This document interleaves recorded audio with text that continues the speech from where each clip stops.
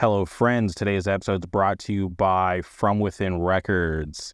The one scene unites in the Panhandle. Saturday, May 18th, From Within Records Spring 2024 Showcase, Magnitude, Mouse at the Palace, Seed of Pain, Envision, Worn, Collateral, Dimension 6, Statement of Pride, Burning Strong, and Milestones. This will all be taking place at the Handlebar. Please grab tickets while they're still available. And about a week after the showcase, Statement of Pride will be hitting the West Coast. They will be playing in San Diego, Rancho Cucamonga, Fullerton, and Reno, Nevada.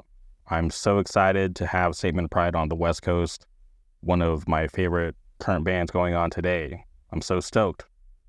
If you're not following From Within Records on social media, please go boot up X, go boot up Instagram, click that follow button to stay up to date on all the current news. And like I always say, please support From Within Records because they support us. If you're looking for high quality merch for your band or for your business, please hit up my friends over at Good Fortune Printing out of Wilkes-Barre, Pennsylvania. You can follow them on Instagram at Good Fortune Printing, or if you want to get in contact with them, please email them, contact@goodfortuneprinting.com. You can thank me later. Before we get into today's guest, a couple things. For anyone who has watched UFC 300, what a crazy card. There will be a couple episodes of the podcast pertaining to that. We got one with a very special guest, and then I'll be doing an MMA show later this week, which I'm super excited for. But Max Holloway, holy shit moment. Oh God, I was thinking about it right now.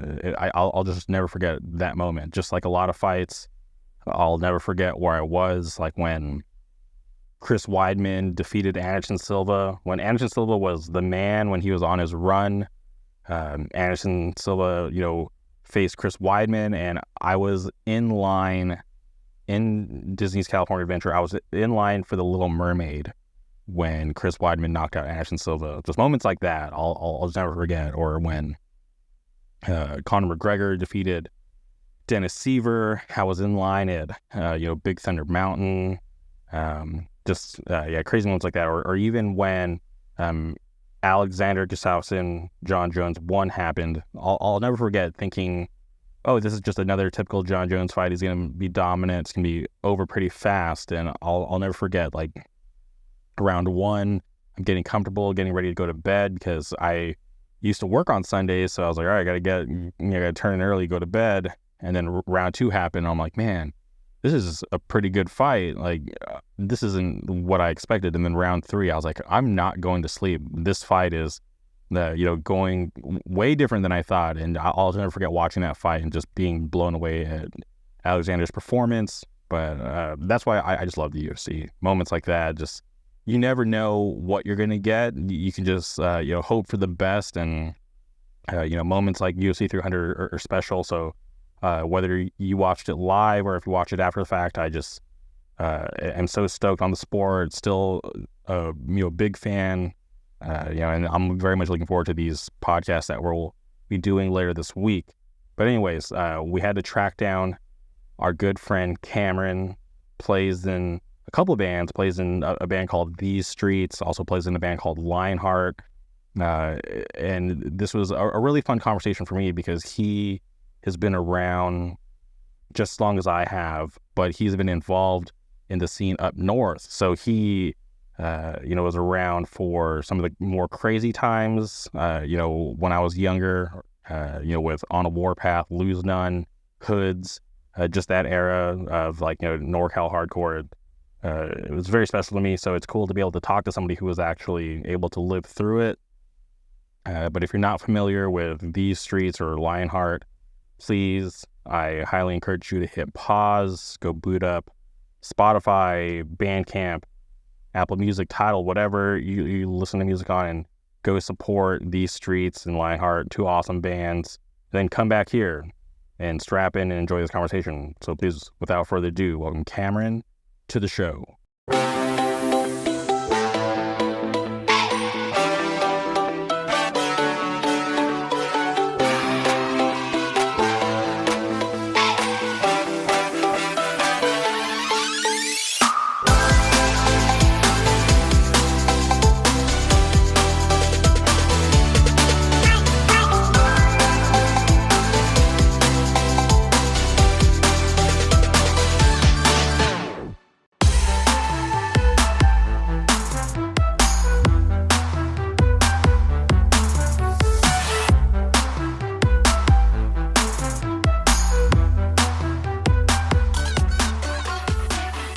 Okay, and we're recording.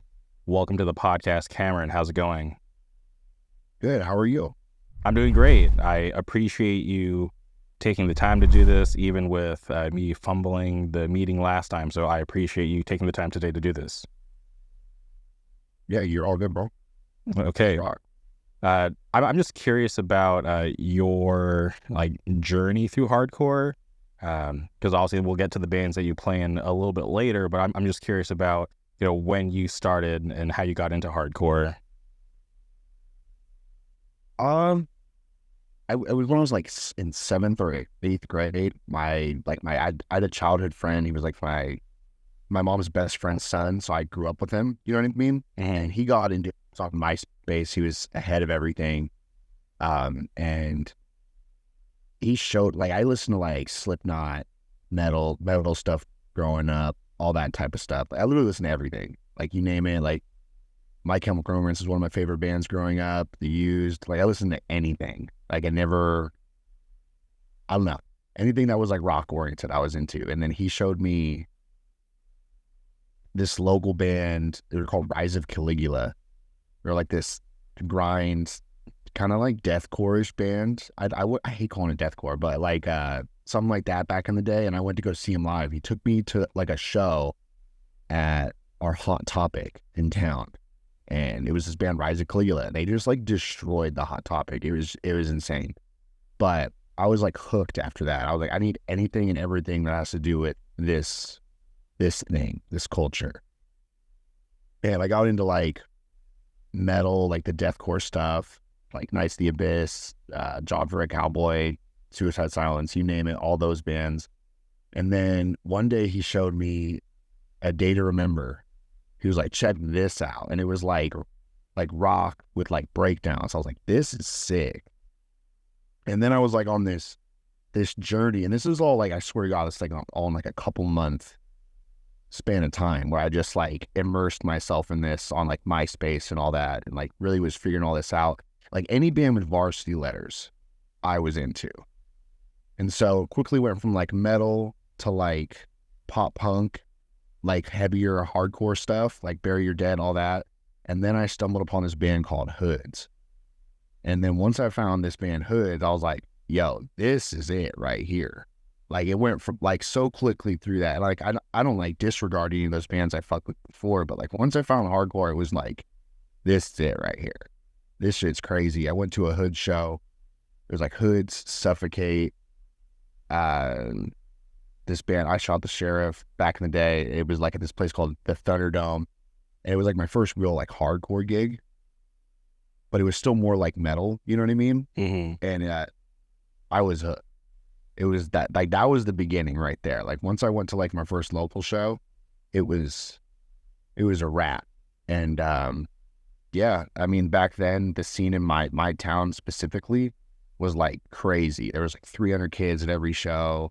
And this was 2007, 2008, early 2009. That was the beginning of me getting into the hardcore scene. It was this quick thing where I went from what most would say is scene music to finding. It didn't take me long to find hardcore through that little quick journey. Yeah, I started playing shows very quickly after. I already knew how to play guitar, so I just found people. They were all older than me, but I played guitar, and I started my first band, I think when I was in the 8th grade. Played my first show in 8th grade. And what town was this that you grew up in? It's called Modesto, California. Okay, Modesto. All right, so up there, Northern California. Damn, 8th grade. That's crazy. But so you already had this, skill, playing guitar, and that was because of the other music that you were listening to beforehand. Yeah, I knew I tried everything. I was trying to skate, all that stuff, and then once I found the guitar, I was like, "Yo, fuck everything. I'm just gonna riff," and that was it. Mm-hmm. Yeah, and I'm sure that's obviously that's a really nice skill to have, especially in hardcore, because you can facilitate and start different bands and be an essential part to keep the scene alive, I think.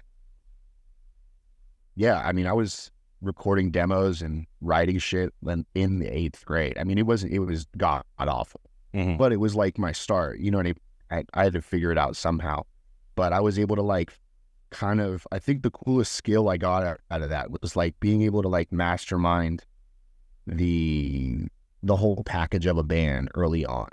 You know what I mean? Like there's people who like still to this day are really good at guitar, but they're just the guitarist. You know what I mean? And I was like, yo, we need a MySpace layout. We need a logo. We need like artwork. We need merch designs. You know what I mean? Like I was like, I need to figure all this out. I don't want to outsource this to anybody. So I just started trying to pick up all these skills. Yeah, and I think that's like an awesome way to do that, to be able to do everything in house. Like there's no notice to anybody who outsources, because I outsource for certain things, but to be able to be I do. Oh, go ahead. I do too now.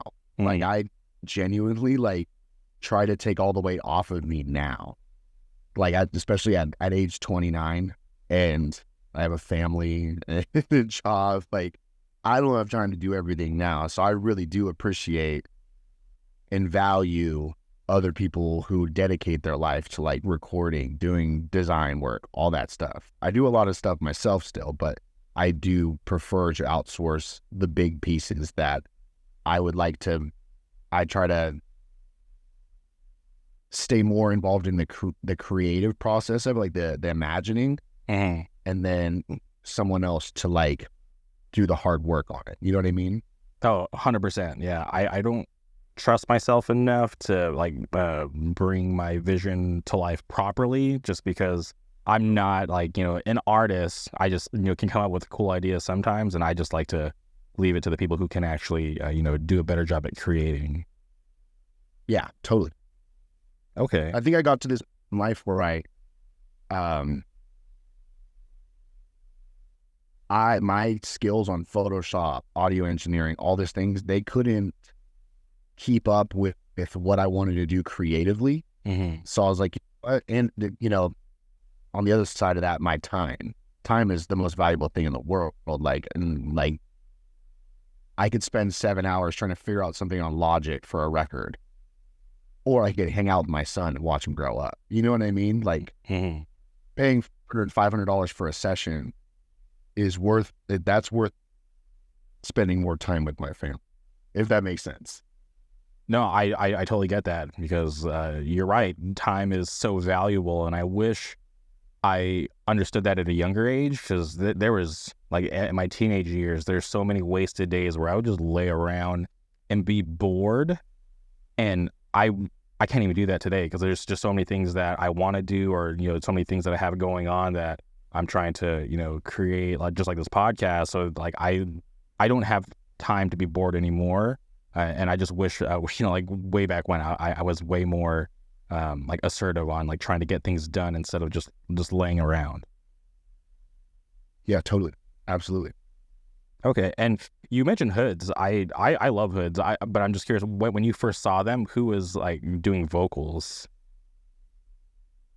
Oh, Ben was super important. Oh man, He's one of the singer. Yeah, I wish I could have seen them with him. I love Mikey Hoods on vocals as well, but I never got to see them with Ben. I came a little after that, in terms of hoods. Yeah, occasionally, if you catch him on a good day, Ben will show up and sing a song, but it's rare. There's all that's one of the fun things about seeing hoods nowadays, is like you never know who's going to show up and play with them, because there's been so many members and so many people who like you could say were real members of hoods. Like even the bassist of my band Lionheart, Ricky, he sang for hoods for a long time as well. So it's like you never know. It's kind of fun. I mean, sometimes I'll go up there and I'll sing a song with Mikey with hoods. You know what I mean? It's been a long. Go ahead. Sorry. What's up? I was just gonna say. I forgot. Oh yeah, I was just gonna say it's been such a long time since I've seen hoods. Like the last time I saw hoods, I think the people playing with the band, like I think Mikey Hoods was on vocals, and then they had the members of like Murder Practice like filling in. which, Oh wow. yeah, this was like a long time ago. It's been a while since I've seen Hoods. Yeah, that is a while ago. Where are you based out of? I've lived in Southern California my whole life. Like right now, I'm in Orange County. I live in Anaheim. Oh, beautiful. Yeah. Gotcha. Yeah. Yeah, but Hoods was because like I grew up in the Palm Springs area, and I feel like back then, my buddy Steve Kipple, he was working really hard to try to keep the scene alive because we had local bands, and they were good for the time.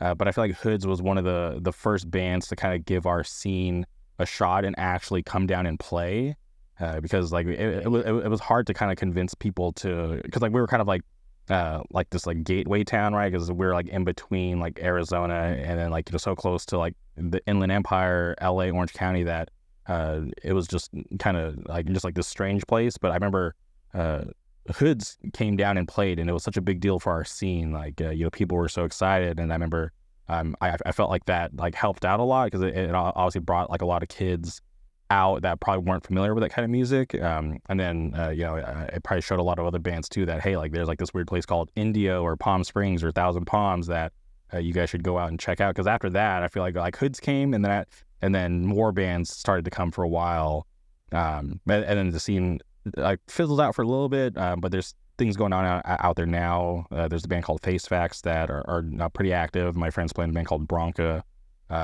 But it was just cool because like way back then, it was such a big deal to have Hoods come down and play in our like little city that never got shows.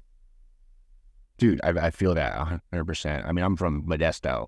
We're the same thing. We're like an hour away from the Bay. Bands don't have to stop in Modesto or any of the Central Valley cities. You know what I mean? Mm-hmm. But it is getting to the point, like the Coachella Valley. Like I remember, I'm in a Discord with Steven 197, Mm-hmm. and he was telling me, "Yo, you guys got to go play like the Coachella Valley area. Shit's cracking off there." Mm-hmm. And it's just cool to see like smaller places like that, because it's even happening up here with us, like in the Central Valley. Like our scene's like exploding right now. It was a slow burn after the pandemic. Everywhere else was exploding too, but like for us right now, it's just getting bigger and bigger. All these bands are popping up, and it's cool to see like hardcore getting to a huge place again. You know what I mean? Especially in smaller cities. Yeah, I feel like a lot of kids are just so like pumped about it because like for a lot of people it was like so important to get out and to go to shows. But when the pandemic hit and that was taken away, that was such like a foreign thing for everybody, right? Because we were so used to shows happening. Because since I've been in hardcore, there'd never been anything like the pandemic where the whole scene had to stop. And yeah, there were secret shows here and there, but for the most part, there was just nothing going on. And then when things were finally able to start, picking back up again, it was like this whole new wave. Like I had to start buying tickets in advance to stuff because everything was selling out, which it wasn't a thing before. Because before you just roll in late and pay your money and get in, but then things just started selling out, which was really cool to see. But it was definitely something foreign that I had to get used to. Yeah, dude. Yeah, it's out of control. Like I mean, a show in the Bay will sell out in minutes. You know what I mean? Like, Mm-hmm. and they kind of let everyone in no matter what. They book in big venues and do low pre-sale counts so they could get everyone in. You know what I mean? But it's just beautiful to see. Like, I've been booking shows up here again post pandemic, and like almost every show I've booked is sold out. And I'm booking it in Stockton, Lodi, Modesto, like no name towns on the big picture, but it's getting crazy right now. It's beautiful, really. Yeah, I'm a huge fan of Stockton, but I've never really known it for like hardcore. Obviously, like I'm a huge MMA fan, so I'm a huge fan of like the Diaz brothers. So anytime I hear Stockton, like they're like the first thing that comes to mind. They are Stockton legends for sure. Yeah. So you mentioned you book shows up there. What's it like in Stockton for like hardcore shows when they happen in town? I'll do an umbrella for the entire Central Valley because all the scene just kind of goes whatever city all the cities are like 10 minutes apart, 20 minutes apart. Okay. So I mean, they're fun. I mean, they've always been super like, especially pre-pandemic, like 2010s, like late 2000s too. It's always been like super violent up here, and we kind of had that air about us for a long time, where it was just like, yo, if you play the Valley, it's just ignorant mosh. You know what I mean? We've had we used to have like weapon shows and just do dumb shit. But now it's just a good vibe now. You don't feel that tension or weirdness at shows anymore. There's a lot of kids now, and that's what kind of makes it more fun now, because it's just like everyone's got to be an adult because there's so many kids around. Mm-hmm. But it's just fun, and I feel like I'm in a good place, and like instead of being a delinquent and a troublemaker, I get to be like the protector of it. You know what I mean? Kind of just like the guy watching over everyone and helping out. And like, there's a lot of people who just really take care of the scene, and we're really trying to make sure we build something that can last for a long time right now. Okay. Something sustainable. All right. Well, we had what's sustainable at all. I want to hear about these weapon shows because back in the day, On a Warpath came through, and it was like On a Warpath, Lose None, and they were moshing with machetes, and I was just, it was scary. I was like, what the hell is this shit? I've never seen this before. So, and now you're talking about weapon shows up there. Like, what is a weapon show? I've never even heard of this before. That sounds insane. It's that. I mean, I've heard the stories of On a Warpath and Lose None. Those guys are my like great friends and my brothers. And you know, I wasn't around to see either of those bands in their prime. Mainly because they didn't really play my area too much. But and I was 14, 15. But yeah, it would be. We had this band called The Workshop, and it was in Ceres, California. Legendary spot for me. It's like people have their Chain Reaction or their Gilman, or you know their CBGB. You know what I mean? Like every scene has their venue that they will always talk about for the rest of their lives. And we had this place called The Workshop, and we'd have bands like Murder, Death, Kill, or CDC, or like Nasty played there. No Zodiac, and like we would just like chairs, small ladders. I've legit seen a bag of like dog like kibble be thrown at people. That's, you name it, dude. Like I can send you a clip. We used to throw out cookie sheets during our shows. There's this band from Reno called Devotion, and they would always do this thing where they'd throw out cookie sheets during their set, like the 99-cent thin ones. It's like, if you get smacked by one, it doesn't really hurt that bad. But people would like fling them, and I'd see people get cut on the face, but they were harmless for the most part. You know what I mean? And it was just like, I don't know, dude, the door would shut on this little shack called The Workshop, and it would just be crazy. We'd turn off the lights, and just, it was fucked up, but it was a good time. You know what I mean? Yeah. I've seen it all. Namely chairs, ladders, basically WWE shit. Yeah, like a hardcore match during the show. Yeah, TLC match, dude. Yeah, that's wild. But yeah. I would, yeah. That's crazy you've seen all crap and Lose None. That's legendary right there. Yeah, you know, I was always, like, those guys were always so, like, even for as scary as they, you know, were back then, there were such nice people, like after their set. Like, I'll never forget, me and some friends, we had driven up to Denver for Fly Like Hell. They were having like their final show, and Lose None was on the bill, and we went to this barbecue, and they had gotten word that we weren't eating meat at the time because we were doing some like stupid challenge, which I wish I didn't do it because there was so much good food up there that I didn't eat. But they had gotten word that we weren't eating meat, so they cooked us like Boca burgers back in the day, and they were like super supportive, and like we thought they were gonna make fun of us and call us like, you know, losers and stuff, but they were just so chill and always so nice to us. So I've always been a fan, and you know, always have respect for those guys. Hell yeah, dude. I can't wait to bring this up to Andrew. Andrew's the guitarist from Lose None and On a Warpath. and he's like my OG. He's a pretty guy. Have you ever heard of Mastiff? No, I'm not familiar. Mastiff is like his band post those two bands, and it's incredible music. Check out Mastiff when this is over. I'll send you a link. All right, please do.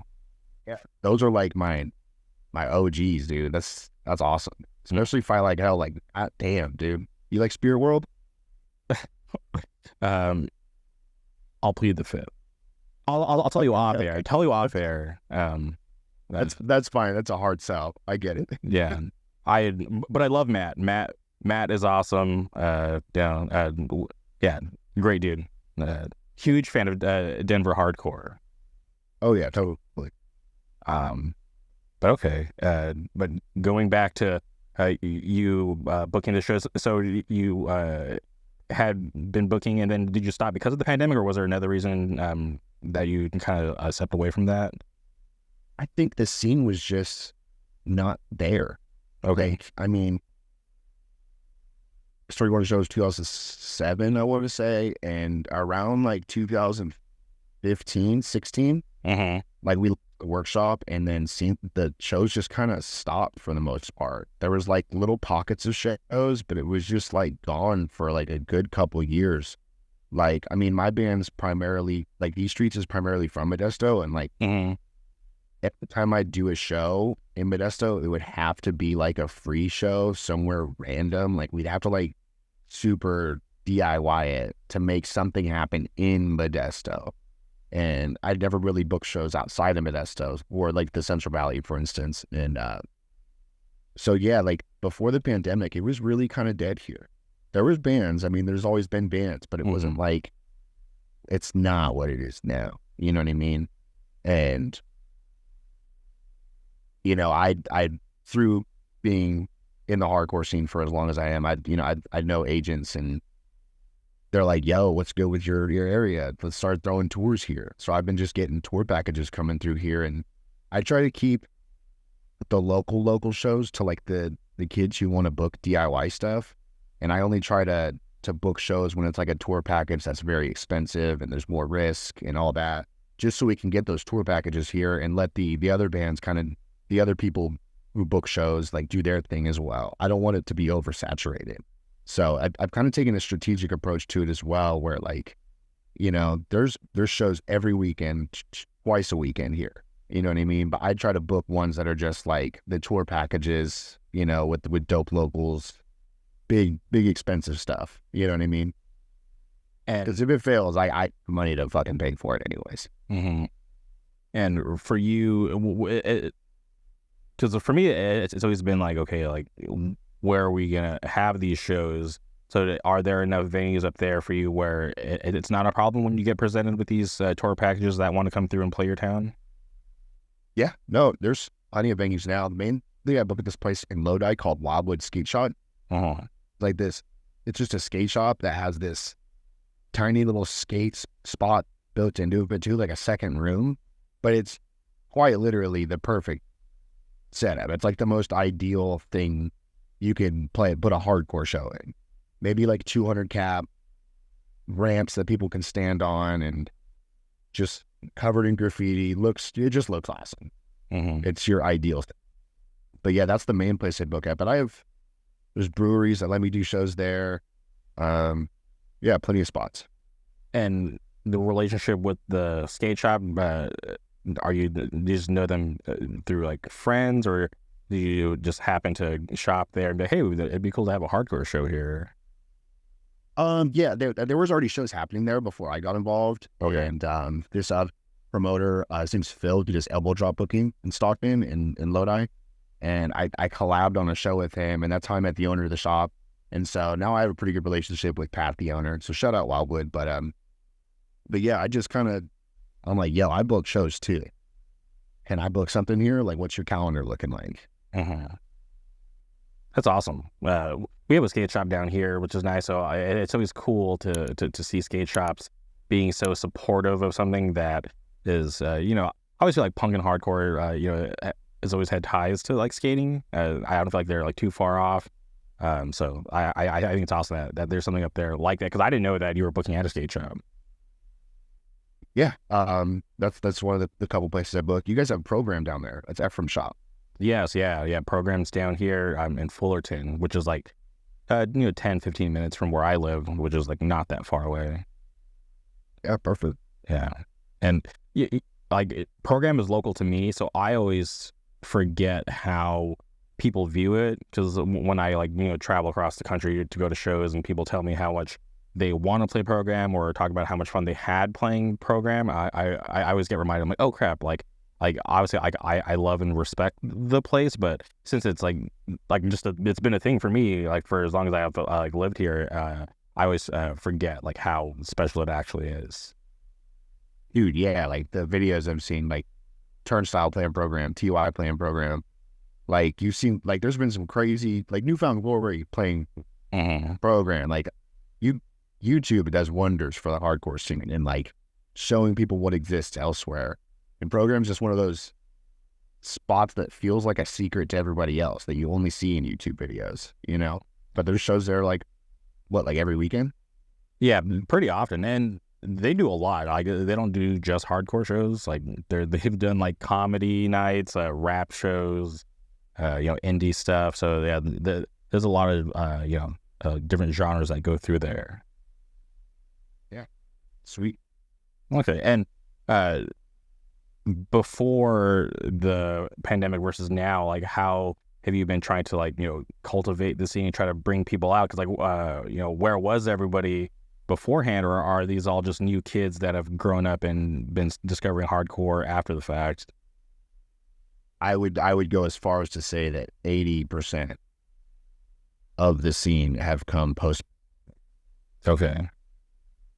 And it's not to say that we didn't have a scene before then, but it's like, I mean, I've had so many conversations with people that have been around since before the pandemic that are just like, dude, what happened? This is crazy, And it's, I try to look at everything through the lens of these kids and what their optics are of the hardcore scene, and try to make sure to create an environment that they want to stick around in. Because I've seen it happen before, and I'm sure you have too. Like there's been fluctuations in people's interest in the hardcore scene, and there's like mass entrances and then mass exoduses, like throughout the year. It ebbs and flows. Whereas hardcore's had these huge spikes, like think about the Roadrunner era, Madball, Biohazard, what Life of Agony, when all these bands were legit commercial bands. You know what I mean? And playing theaters and halls and big shit, and then it kind of went small again, and then it happened again in the 2010s. It's like these big spikes happen, and it happens at the top, and it also happens at the bottom. So it's just one of those things where, like, especially at the age I am now, I really am very careful on how I operate within the scene now, because I just want it to last. I want people to stick around and be excited about it the way I was when I was a kid and when I was younger. And, when I grew up, it was people like gay cat, like motherfucker. Like, it's like, you don't belong, like, you won't stick around, like, you whatever, da-da-da-da. And, I'm the last one from that generation in my eyes. There's like five, six of us that stuck around. I always make the joke to my friend Manuel that he's the last straight edge person from the Central Valley, because he legit is. Everyone else, they were like this big straight edge group, and he's the last one. We're really prideful of how long we've been dedicated to our area and never tried to go rep another area. And we love the Central Valley, and we're dedicated to it. And I am 114% dedicated to the growth and cultivation of what we have right now. I just want it to last. I hate seeing it go away. I hate when I realize people thought, think of it differently, and it was just a fad or a phase or whatever. Because for some of us, it's our fucking life, Yeah, I don't judge them, but I want I want to create something and I want to be involved in something that is timeless, because this shit's timeless to me. I am always thankful for there was a band from Merino Valley back in the day, and they're like kind of like the reason probably why I'm still around. And it was a band called Every Man for Himself. I'm sure you know, a lot of people out there know who they are. But the singer, he was always just so nice, and one of like the first few people like outside of our area that was like, hey, like, where are you guys from? Like, let's hang out. And like he would come down to the desert and hang out with us. We'd go up to Merino Valley and hang out with him. And he was like the first person that kind of like broke down like how like hardcore like really like operates, like things behind the scenes. Because for me, I was just a young kid who was just trying to listen to every band that was coming through just so I could know all the words and sing along and try to just just enjoy the like bigger scope of hardcore. Because when I got into it in like the early 2000s, like when I was a freshman in high school, I felt like I was like, oh shit, like it's it's 2002, I'm so behind, I need to catch up. So I was always trying to be on top of everything, and I just didn't really know or really cared about, talking to people or meeting people. I was always just like solely focused on going to shows, just trying to go as many shows as I can. But meeting him, he just kind of, just like would like suggest bands here and there, like older stuff. And I thought that was great because there was like a lot of older bands that he put me onto that I just, wasn't on top of because it wasn't like, coming to town like at some point in the year. So for him to just be nice and just kind of just point us in the right direction, and he would let us figure it out, whatever. And he's not, and I don't even think he listens to hardcore anymore. Maybe he does, I don't know, but I haven't talked to him in years. But I always credit meeting him and like that band for like a lot of like why I'm still around, because it is crazy because you mentioned your generation. Like when I walk into a room, when I see people that I know that have been around, like, from like my era, like, I might not necessarily like them, but there's just like a certain level of respect just because they're still around, because so many people just, don't care, give up, drop out, whatever. But for people to, still have that passion and love and want to support it and stick around, I always think that is special. Yeah, totally. I mean, there's probably people from back in the day who don't like me. But at the same time, it's like, I still book shows. I still go to shows. I frequent shows. I have a family and a job and a life. You know what I mean? But at the same time, hardcore is my life, and no one can take that from me. I think you have to shoot. But it's funny you bring it up, like this level of respect you have for people. You may not even be friends, but it's like you're here. Yeah, I see you. You know what I mean? Like that's what hardcore is. It's not about being friendly sometimes. It's just about the respect of what we have and what we built and what we haven't given up on. It's our life. You know what I mean? 100%. And I really like that you care about creating an environment and wanting to make it timeless, because for as much as like hardcore is present, it's because people take the time to put in the work to keep these things alive, right? Booking shows, starting bands, zines, podcasts, whatever. It all takes work, and if people if they all just stop caring, like it would die. But I always just love that there's new kids coming up with that same passion that I had like when I first started. And even like I said, like for the people that have stuck around that still have that passion, it's like like they're the reason why it's still able to live on and continue to grow, because things can get stale, people can get bored. But that's why I always try to want to welcome people, right? Obviously, like I'm not trying to be everybody's best friend, but I just want kids to show up and know that they can make a difference. Because starting a band, kids they might think that they might not be able to headline a show or whatever, their band sucks, but just put in the time and effort, you could start or be in a band that's actually good, that does something and makes a difference. Yeah, and everyone's impact is different too. Like, I mean, my band, These Trees, has been a band for fucking 10 years plus now. And, we're means a hyped band at the moment, or, a super popular band, but we're still a band. We can still tour. We still have people that love our band, and I wouldn't trade that for the world. You know what I mean? Like the people I've met touring, the people I continue to meet touring, it's like, man, this little genre can take you anywhere you want, more so than any other genre that I know of. You know what I mean? Like people who are massive fans of just music don't travel like people like us travel. You know what I mean? There's such a dedication to hardcore that very, like, only the people who understand. You know what I mean? Like, when I was heavy touring, I stopped going to like big fests and stuff like that. Like I was just like, I don't have time for that. I got to just make sure I allocate time for what I need to do. But now I'm at the point where like, dude, when I go to shows, I want to have the experience of going to shows again.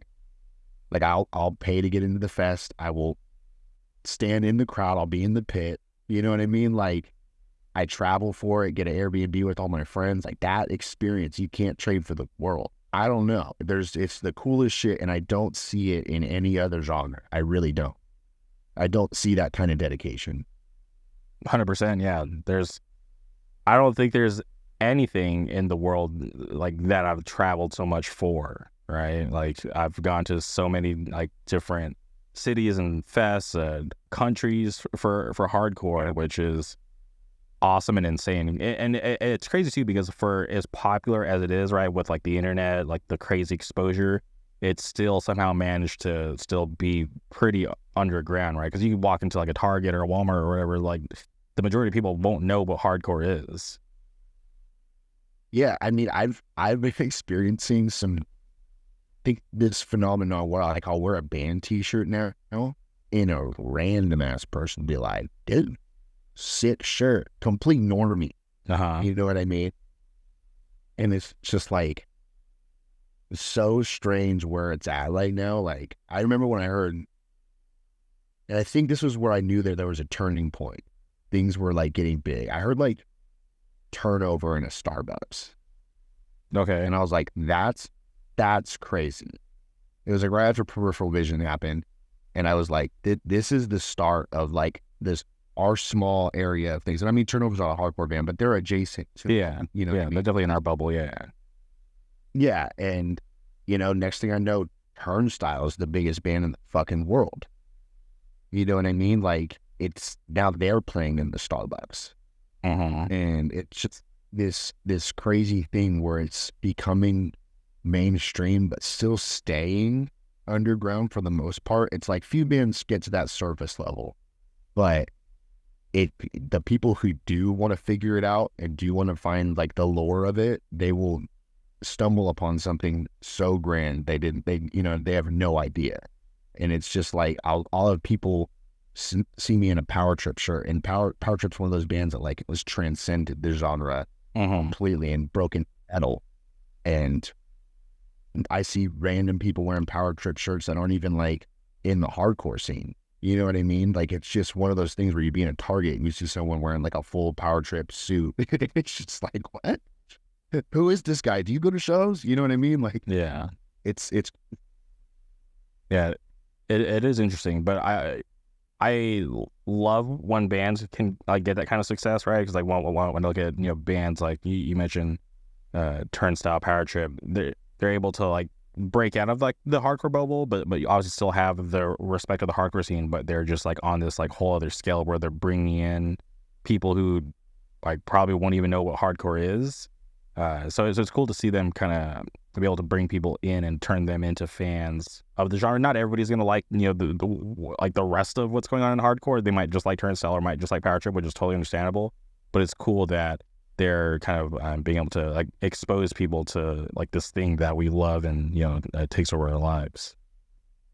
Yeah, it's wild. It's crazy because with bands like that, they're on the most listenable spectrum of hardcore, and then you try to choke some crazy shit like Unit 731 or you know what I mean, something ignorant, and they're like, "This is hardcore too."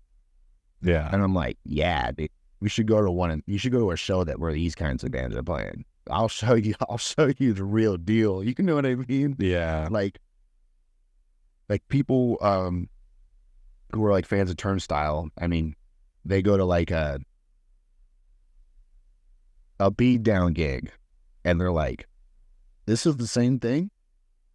You know what I mean? Yeah. And I mean, it's not music, but it is. It's like there's a spectrum of this crazy thing we've built up. It's just it's cool. Dad, I remember, obviously, Warped Tour. You're familiar with Warped Tour, Fuck yeah. and I always loved when there was like the one or two hardcore bands that managed to get on Warped Tour, and like they were like the cool band to go see, right? Like a lot of these like pop punk kids or just the Warped Tour kids in your were like, all right, like we know that this is like going to be a crazy set because it's so different from everything else. So I always love seeing that, and then seeing like those kids, start to come to normal shows, and then it was just like this snowball effect. Like that was like their entry into the scene at that point. Yeah, totally. I mean, Warped Tour was like that was like you go there and you figure it all out at once. Mm-hmm. You know what I mean? Pop punk band on one stage, then you walk fucking 50 feet, and then you're getting punched in the face because the Acacia Strain's playing. You know what I mean? Like, I loved Warped Tour.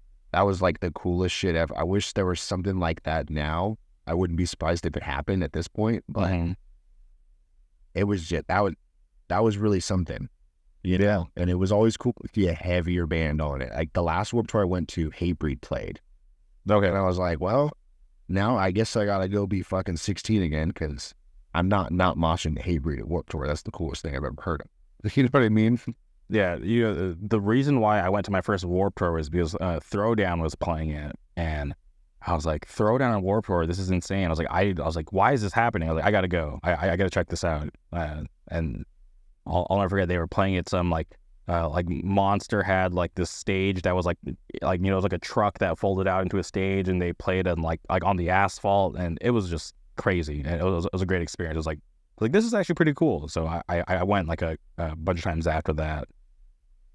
Dude, yeah, well, Twilbot. Yeah.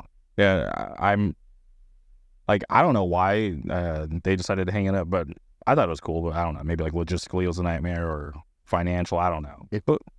It sounds like a nightmare. Like, as much as I'd love to like do the Warped Tour, it also just like, dude, I couldn't imagine doing a festival outdoors, open air, every day for like 45 days. That sounds like, especially if like you didn't have a bus. Yeah. Like that's like a fucking nightmare logistically. As for the bands, you know, I mean, you're making it's great, but Jesus, imagine having to be the crew on that, setting up the stage every day at 4 a.m. You know what I mean? You break down and you got to set it up again in hours. Yeah, because you got to rush to the next city. Like there's like that's insane.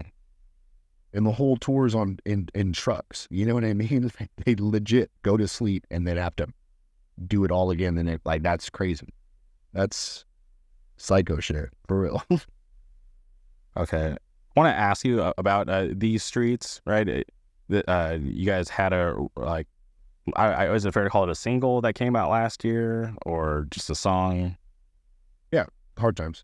Yeah, and before that, it was 2020. So I was curious, like, did the pandemic play into the reason why there was like kind of a gap in between? So before the pandemic, we had written this full length. Okay. And we were on a label called Beats on Hardware, and they kind of shelved us because they were not doing too well as a label. Okay. And we couldn't quite afford to get out to Europe and tour on our record out there. They're a European label, they're a German label. And they kind of were like, yo, like, we're going to hold off on putting this record out for a while. And then maybe like a week before the pandemic happened, I'd finally gotten off the label. I like talked to them, was like, listen, dude, can we just like cut the contract and just both go our separate ways in a good way? You know what I mean? And he was cool with it. And then the pandemic happened, and I was like sitting on this full length, and I was like, well, what do we do? And We ended up on this label Upstate, and we put out one half of it in one EP that's Expect the Worst. We put out in 2020, and then we put out the second half in 2021 that was called Roll the Dice. And we just kind of took it easy. We didn't want to because when you put out a full length, I feel like you got to tour on it. And we're just not a full-time touring band anymore. So I think the lack of big releases is because we were still trying to be a band and play a lot of shows, but not exactly be a full-time touring band, which you kind of have to be if you're going to invest in a full length, and a label's willing to invest in a full length. And we didn't tour a lot, but we played a lot on those two EPs. And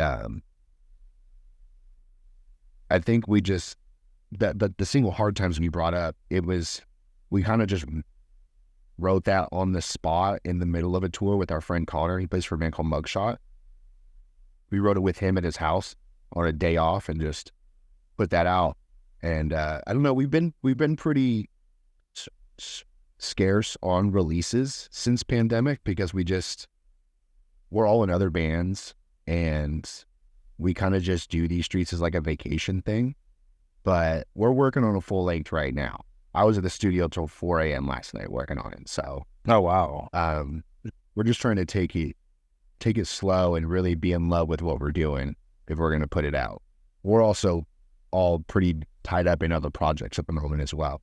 So we've been just kind of chilling, kind of letting the pressure wear off of things, because as being in a band, you kind of feel pressure all the time, and pressure to do things, pressure to put stuff out, to keep relevant, whatever whatever it may be. But yeah, post-pandemic, we've kind of just chilled. We've kind of just taken a really relaxed approach to it, and just want to only do stuff we're really in love with, and be really intentional about our time in other people's time. There's a lot of bands right now who want to let everyone shine and really just find good time and place for everything that we do. And is there like a timeline for this LP? Because you mentioned you were out till 4 a.m. That's pretty late. I want to put it out this year. Okay. And then start doing way more shows next year. That's the plan. We all talked about it yesterday. JT and Fred and our drummer Eddie, they're in this band called Forced to Suffer, and they're doing a lot right now. My bassist Josh, he plays for a couple bands. He plays for that band Mastiff, and he plays for a band called A Block. And I'm doing a lot with Lionheart this year, so we're just trying to spend our time hanging out with each other and not being stressed on the road or whatever, and just write some cool music.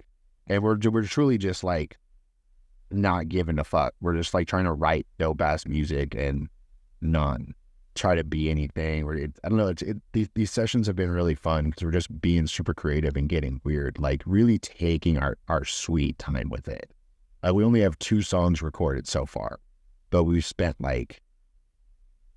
5, 6, 7, 8 sessions on just these 2, just making it cooler and cooler and cooler, building and stacking, and it's just fun. I'm falling in love with the process of creating the music again.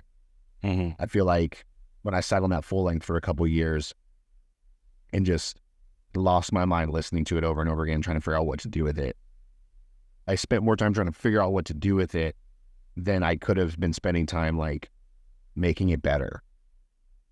You know what I mean?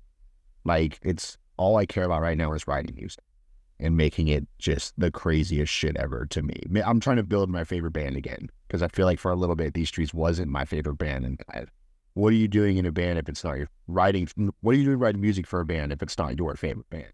100%. Because you're tied to it. People like me, I'll look at the credits and see, who's doing what. And if you're tied to something that's whack or you're not proud of, probably shouldn't put it out. Yeah. I've also been trying out new stuff, writing with we've been writing with other people, people who aren't in the band. I mean, I've been writing with, old members of the band, and just, they're all part of the team if they get it, it's it's cool just creating. And, I don't think bands should be limited to just themselves in a garage trying to grind it out, because I feel like sometimes you force it. I feel like if you just got to create a good vibe and make something everyone's just excited about, like we wrote that song Hard Times with Connor and Michael from Mugshot. We were on tour with that band Mugshot, and we were going to record 2 demos that we had, and Connor looked me dead in the eyes and said, I don't think these songs represent how sick you guys are live. Let's write something that like will go full balls to the wall, represent what you guys, the show you guys put on. And it kind of like clicked something in my head. I was like, this is how I should have been thinking the entire time. Mm-hmm. Like, take every single good element of our live show and let's write around that and make something that is tailored to that we could go even farther with live. Does that make sense? No, 100%. And we're not like we're not like a band where you could like be like, oh, they sound like this band. I try to make all of our songs different and weird, and I pull a lot of influences from like metal, and like, I don't know, like I just try to get weird when I write music. yeah, And it's awesome that Connor was able to tell you that to your face, and not just be like, yeah, those songs sound good, and let you put something out that probably wasn't going to be as good as you could have written. So I think that's awesome that you have people around you that can just tell you the truth. Yeah, straight up.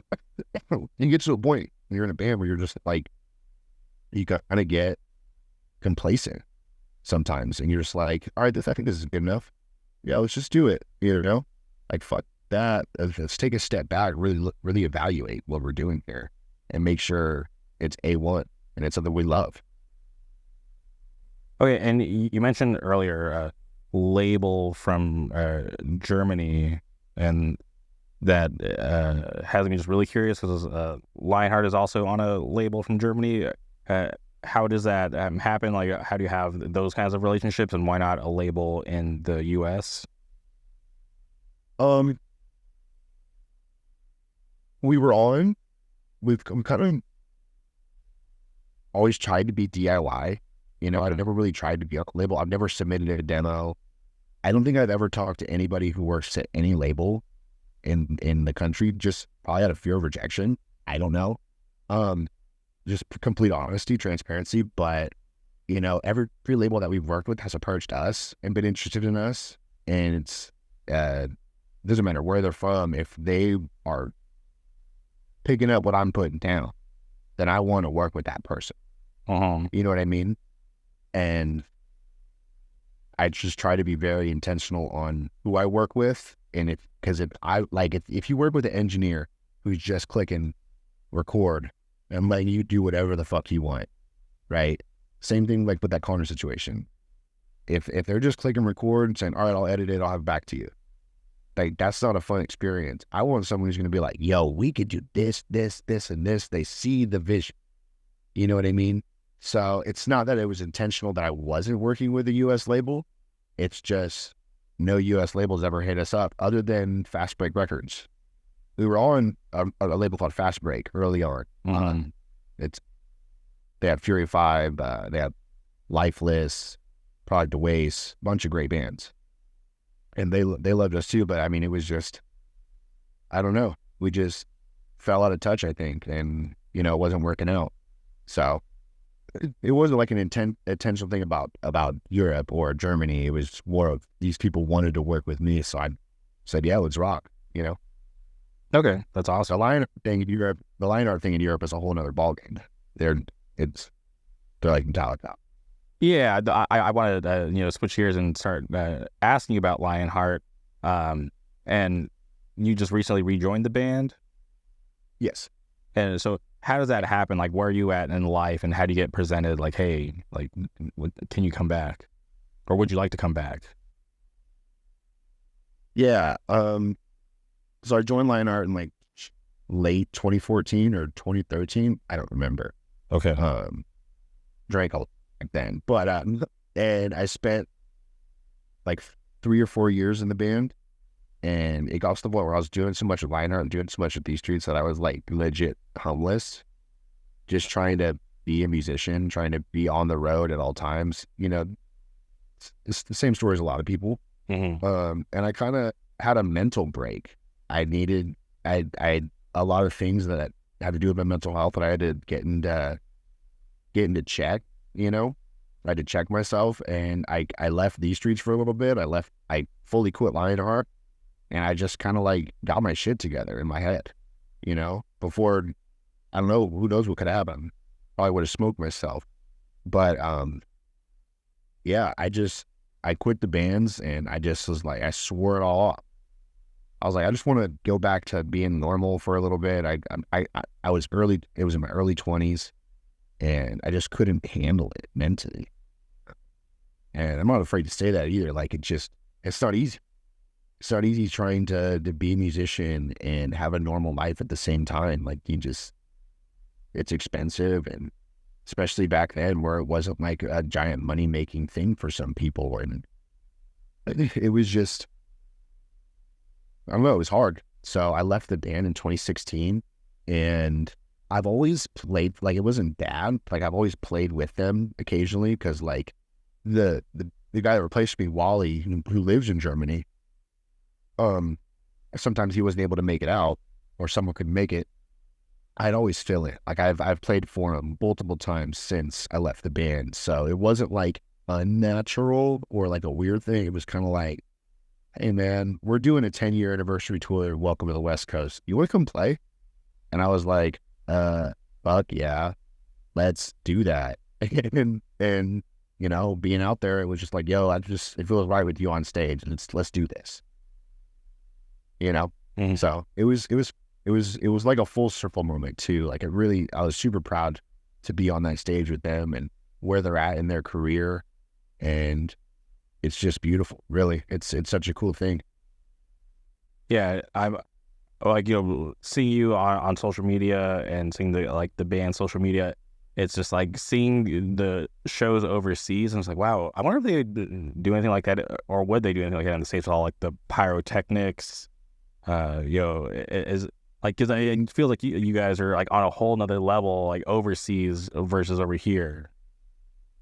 Yeah, I mean, yeah, 100%. I mean, Lionheart,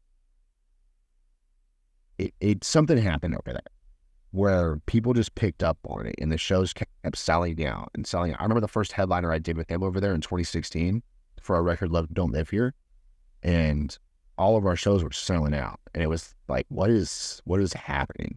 Like, this is so fucking cool. Like, they were gonna break up in like 2014 before I joined the band. And then they kind of caught this second win, both in the States and in Europe. I mean, but in the States, it wasn't as scalable as it was in Europe at the time. Like, now it's like the sky's the fucking limit for hardcore here. But over there, it's like hardcore has always been a genre that's super appreciated by everybody, not just hardcore, but like the concert goers. Like, Madball is the same level of it. Terror is the same level. Like, they're massive fucking bands over there. Like, there's no doubt about that. And it happened for Lionheart over there, and they just, we just capitalized on it. Like, why not? Why not go over here to these people who want to pay to get into our show and have a great fucking time? Like, it's crazy. And yeah, I mean, our show is fucking awesome too. It's the cool, it's like when you dream of as a kid, you know what I mean? And everyone in the band has a full-time job and families and all of that. So it's just like really cool that we all get to go out and do that and like live our fucking dreams. Like, that's important. And we do dope shit in the States. We played the House of Blues in Anaheim. Sold out in December. It was crazy. We're bleeding through. But Rob, the singer, he likes to play the more DIY shit still. Like, he's like me, where like that shit's like the pyro and the stage and all that shit. It's like super fucking cool. But at the same time, like, we're like, yeah, dude, it'd be sick to play a basement. You know what I mean? Like, there's still like the hardcore piece of it. So like we did a run in December where we played mostly DIY spots with DIY motors and just like with heavy ass hardcore bands, like dope shit. Like we picked all the locals and just had a great time playing these smaller gigs, and it's fun too, you know. Yeah, no. Oh, that it did when there's so much opportunity in Europe. Like to answer your question about would we do that in the States, we'd have to set up a giant tour. The logistics of it would be crazy. And it's more like we want to tour with people out here as opposed to being a headliner. Like that's really what we do right now. I mean, we're doing part of the next wave of the Kubla Khan tour that's happening right now. I think day one for the first wave is tonight. We're doing like the last week or so of the second wave of it with Pain and Truth and Arms Way. So we're excited about that. We're weaving our way back into the States right now. Yeah, it's gonna be fun. Yeah, and is it like fun to kind of have like that role reversal, right? Because being able to play these large, like crazy headliners, and now you guys get to just be support. Yeah, I mean, I don't think anyone looks at it like that. Only people who ever look at it like that are like fans who understand the industry and managers and agents. You know, we're on vacation. You know what I mean? Like nobody is necessarily trying to make it their full-time career to be in the band anymore. So we're just blessed to be able to do it at all, you know, and there's people who want to see us, and we just kind of take every opportunity we can get, whether we're headlining or whether we're a support band. Like we're just there to have a good time and eat some cool fucking food and rock out. You know what I mean? Yeah, and I'm curious about that last tour with Suicide Silence. I think that's an interesting but awesome pairing because I love Suicide Silence. So I think that for people like me who would be a fan of like that whole package, I think it's really cool. But for a tour like that, do you guys get to choose who's coming with you guys, or is it all like decided for you guys? Rob built that tour in his head. Oh wow, he loves Kubla. Okay, he loves Kubla Khan, and he loves Suicide Silence too. And so when he told me that that's what the idea was, way before it happened, because I talk to Rob all the time. He went away, man. And he told me that that's what he was like pitching. I was like, "You're a fucking sicko, dude. Like that's crazy, but it just might work." And it did. It was crazy to see and that's like the true, like, I can't think of the word, but it's like how I told you earlier, how it's like hardcore is not just limited to hardcore kids out there. It's just like music is music in Europe. And whether you look at it through the lens of that's weirdo European shit, or that's just like, that's actually kind of cool that they don't give a fuck out there. You know what I mean? However you look at it, people just fucking love music out there. And the same people who would be, screaming the words to Nobody for a Coward are also screaming the words to LHHC. And I think that person is the coolest shit ever. And it went off for every band. Like, it filled in before Paleface got on stage every night. And the crowd did not, like, get any smaller. It was crazy. There was no walkouts after Suicide Silence. There was, you know what I mean? It was fucking cool. It was like, dude, this is so crazy. It just might work, you know? Yeah, and actually, the biggest shows I like. It makes me like jealous sometimes when I look at that. When I see like some of them, like like legacy hardcore bands. But when I think of a band like Battery, like they'll go to Europe and play like a one-off fest or something. I'm just like, wait, why are they going all the way out there? Why don't they play in America? And it's like I never think it's like weird or shit. I would just get jealous. I'm like, damn, there's like so many good bands like. Like Death Before Dishonor is like on tour, like out there right now doing crazy shows. It's just like, man, like it's cool. They treat bands how they should be treated out there. These streets toured Europe last year with Sworn Enemy, and I mean we're talking way smaller shows than this Lionheart tour I just did, but yeah. We still had camping every day. We had lodging. Like they make it a comfortable experience out there, and you get paid enough to make it work, and that's just not something that exists in the States quite yet. It's not that it's not big enough. It's just that the infrastructure that they have, where like, you know, these venues are funded to do these kinds of things. Like in Switzerland, the country legit pays for like all entertainment. So like our entire rider guarantee lodging was all paid for by the fucking country of Switzerland. And they do that for everyone at the bottom, from the bottom to the top. Like they just have the infrastructure to take care of bands. And so like you'll see Terror out in Europe 3 times a year. You'll see Madball out in Europe 4 times a year. You'll see Lionheart in Europe all the time. Like it's cause one, it's financially feasible to do it like that. And it's also cool as shit to travel. You know what I mean? Mm-hmm. So, like, I mean, I always think about Chris Link from Coolant. Like, he's with Terror now, but he's been out there for like fucking 2 months straight right now. He did the Buried Alive tour. Now he's doing the Terror run with Nasty. And it's just like, you know, for people who are career musicians, that's where you make your money. Truly. Yeah. And I have friends from, sorry, go ahead. You go ahead. Oh, no, I was just going to say, I have friends who play in this band from Buffalo called Spaced, and they've been around for, I think, maybe like 2 years at this point, maybe a little longer. And yeah, like that's like, all right, like they're going to Europe like every year. And it's just so cool to see like a younger band like that be able to do it and make it work and not like, you know, come back at like, you know, a loss and have it, you know, just kind of like be a bad experience and make you not want to go back. But like they've gone for like the past like 2 years and it always looks like a blast. Dude, yeah, it's just cool. Like, have you been to Europe? Never. Dude, it's awesome out there. Like, of all the places I've traveled, I would put Europe way up there. It's just different. There's places that feel old, like really old, like Prague.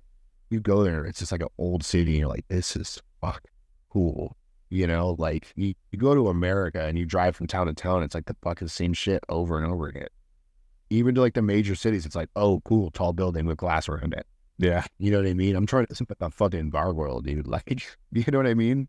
It's just a cool experience and a completely different way of life.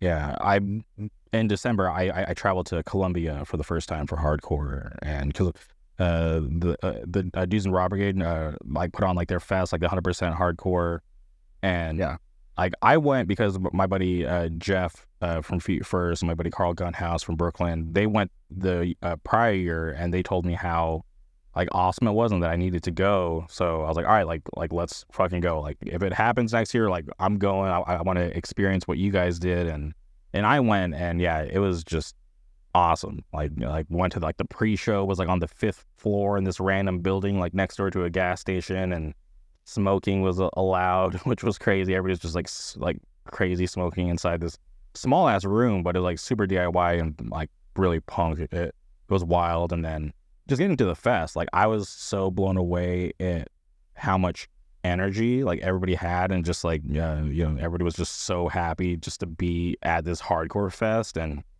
like we could pick out like all the Americans in the room because there was like a small number of us, and like Shutdown from New York played, and there was like this mysterious guy that nobody knew, like this bald white guy just emerged from the shadows, moshed like crazy for Shutdown, and then just disappeared. And like to this day, like nobody knows who he is or like where he came from.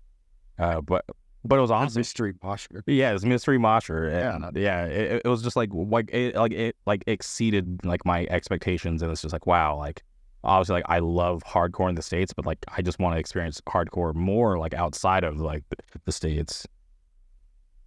Dude, yeah. If I could give you a recommendation, like check out Yperfest in Belgium. That was like when I started doing fest with Lionheart back in the day, like it was all like fest.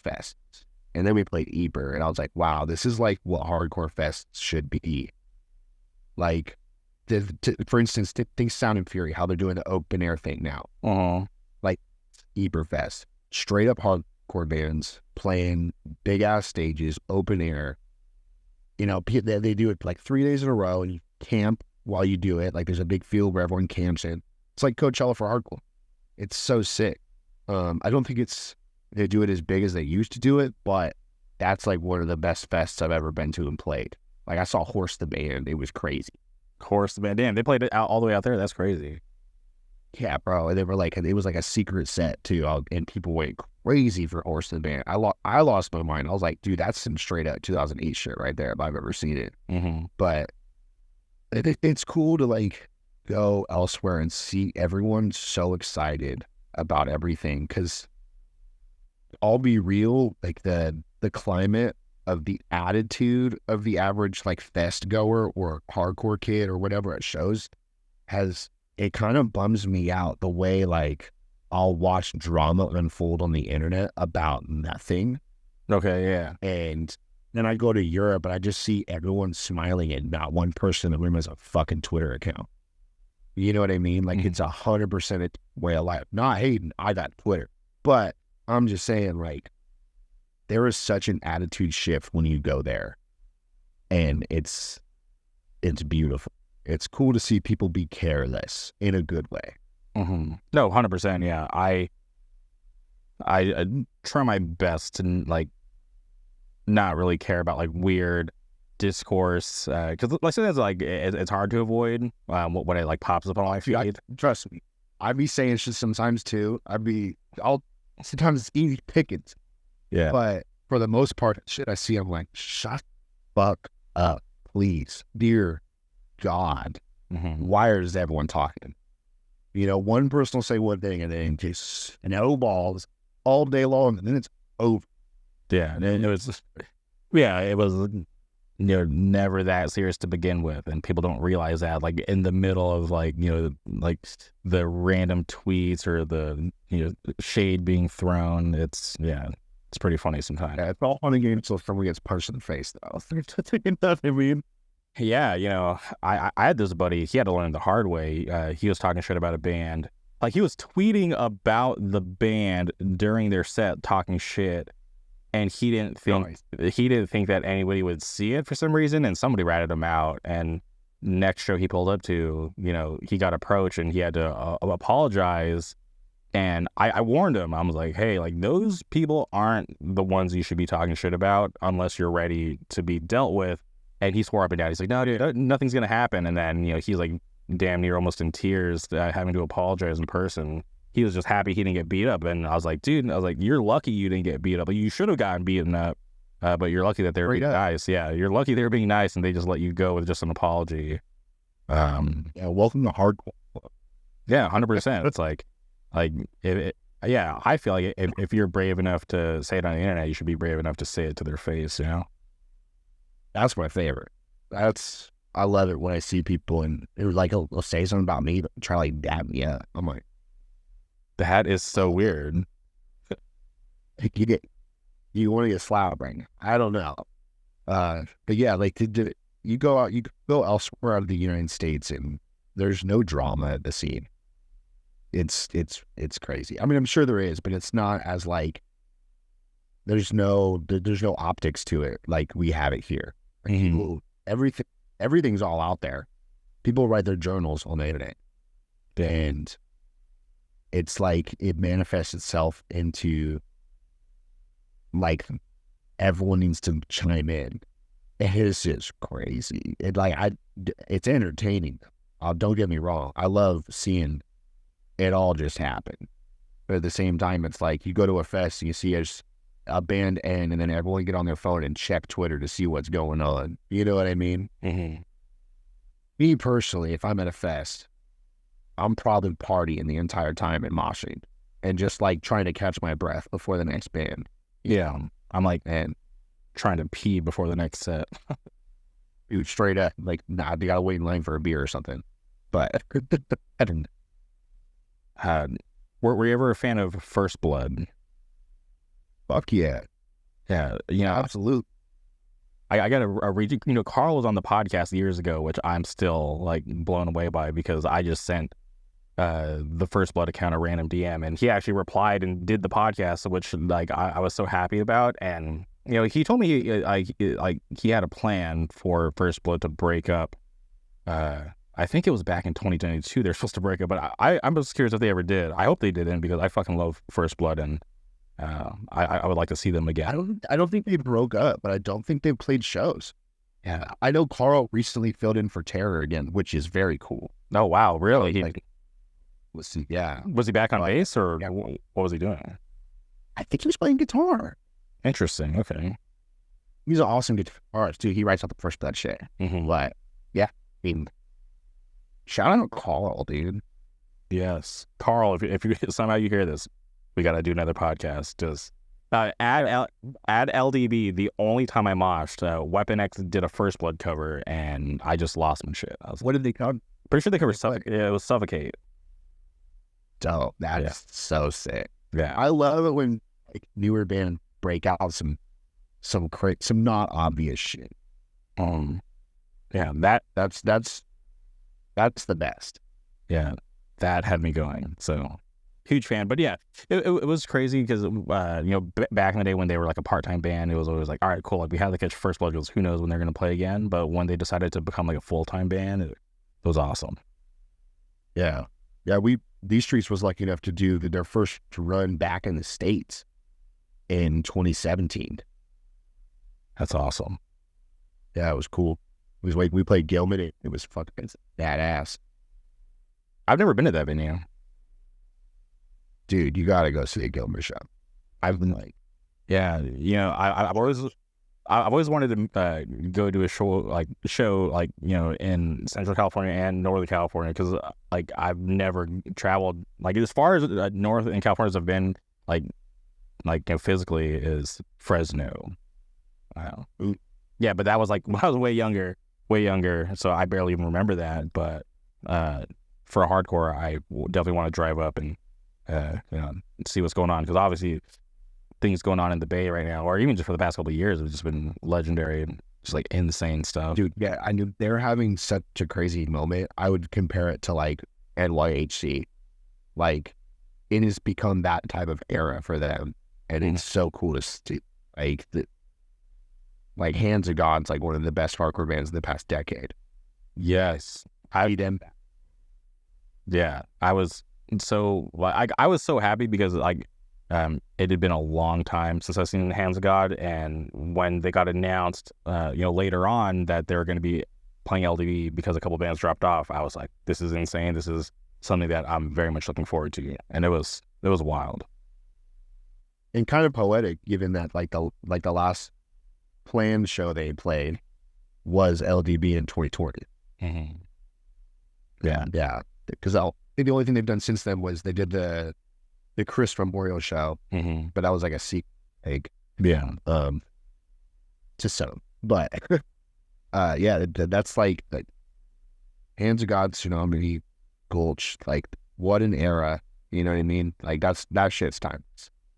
Yeah, and it's and check out Drain and Scowl. It's like all just kind of like concentrated from like this one area, right? And all like friends too, which is I feel like even more awesome.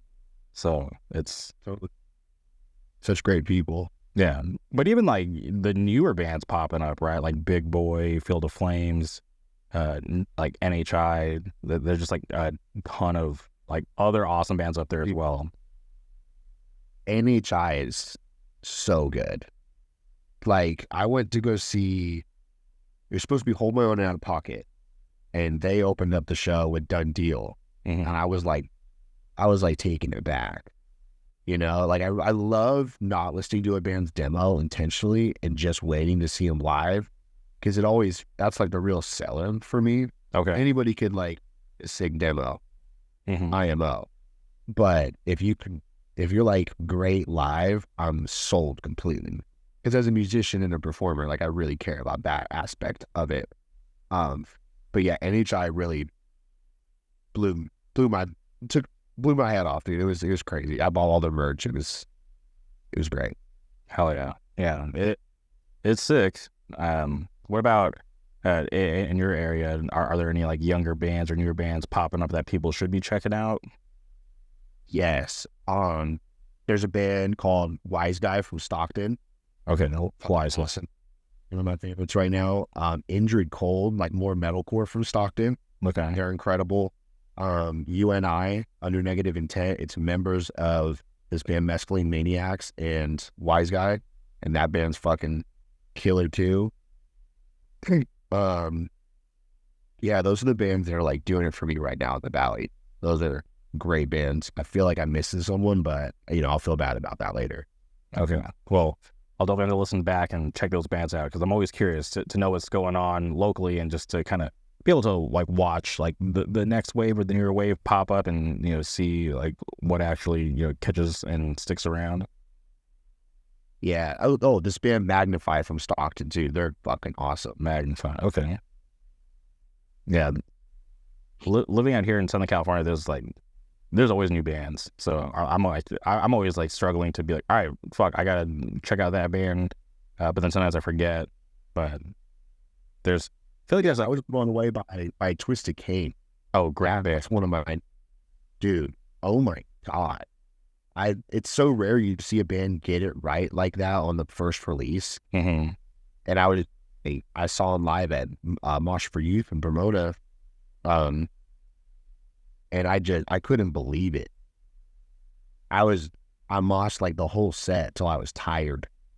So I'm Twisted K mosh team for the rest of my life. Hell yeah. That band's sick. They actually came through for me one time. I booked a show and like a band dropped off and I was like, oh shit, like I need somebody like, and this was like 24 hours notice. I reached out and they were down. So super grateful. Yeah, hardcore. But damn, that's crazy. And do you know who designed the Kublai Khan tour flyer for Europe? I feel like they use the same tagline for both, but I don't know if you know who designed the flyer. I don't.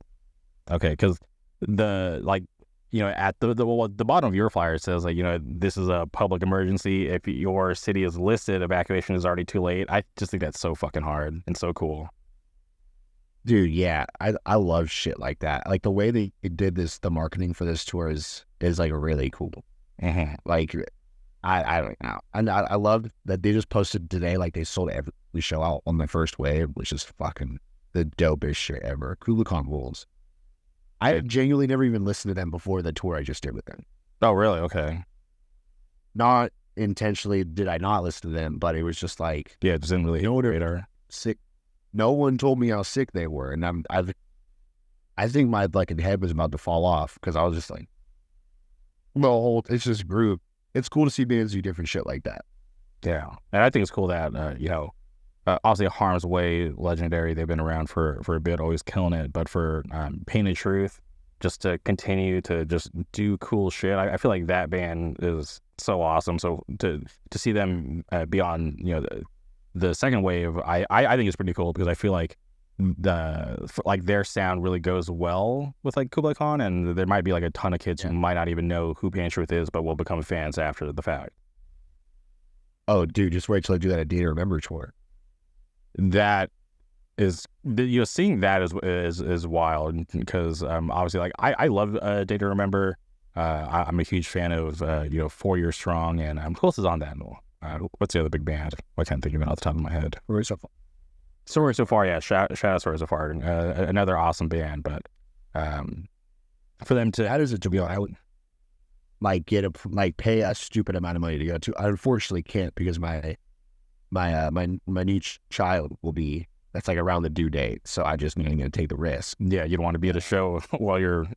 Yeah.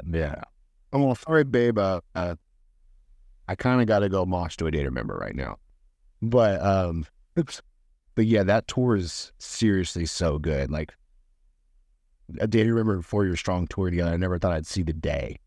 Mm-hmm. Like it's crazy, especially with Scal and Painted Truth. That's just. Yeah, it's awesome. Yeah, I was looking at the flyer, and for some reason, the LA date doesn't have any support. It's just the tour package. Huh. That is weird. Yeah, because I was looking for like what little symbol we get. Hey, this is my son, Ness. Yo, welcome to the podcast. Hello.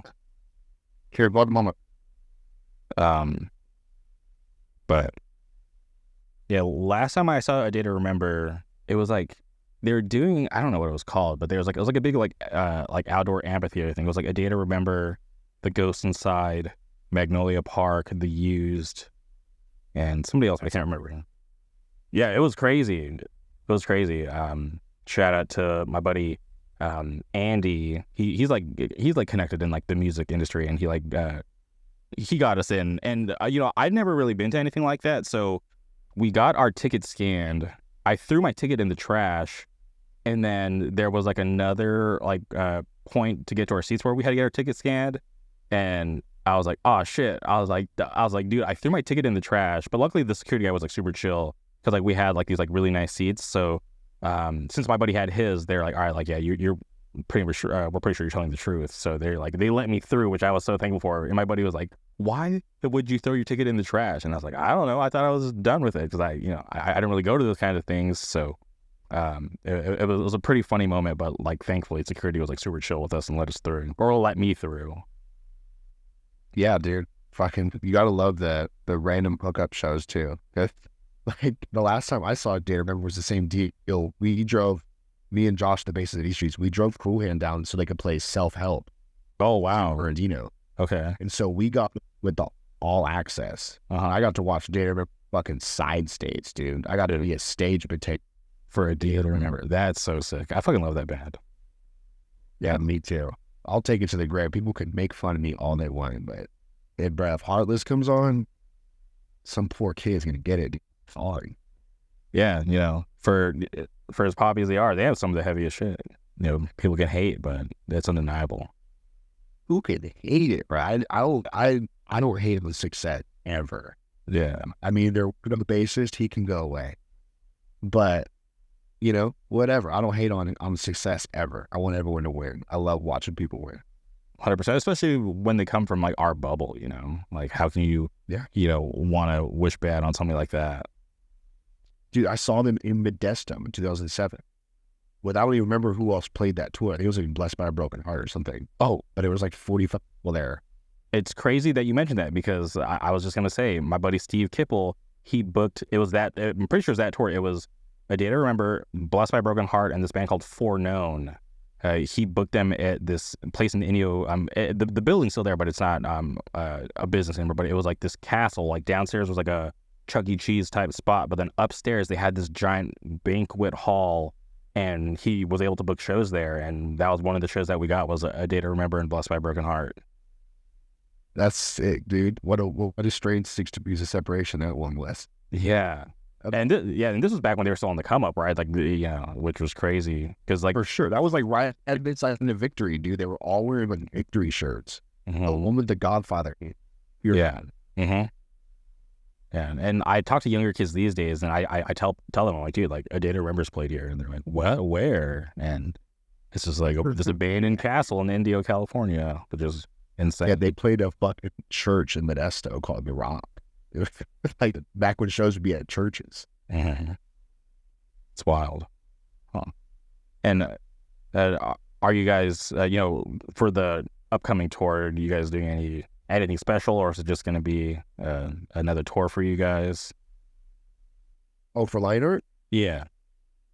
I think we're just gonna play a rockin' show. I mean, we don't have any production or anything like that in the States. We're gonna be doing pretty normal here.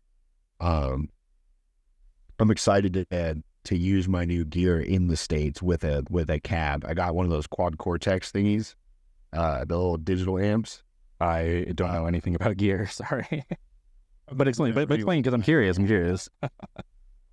It's like a digital amp modeler, and in Europe, like we don't play with cabs on stage, and we don't have speakers. No, it's all front of house and in-ears, which is something completely foreign to me. Like I still don't like it, but I get to use actual cabinet in there, which I'm very excited about because it sounds cool as fuck.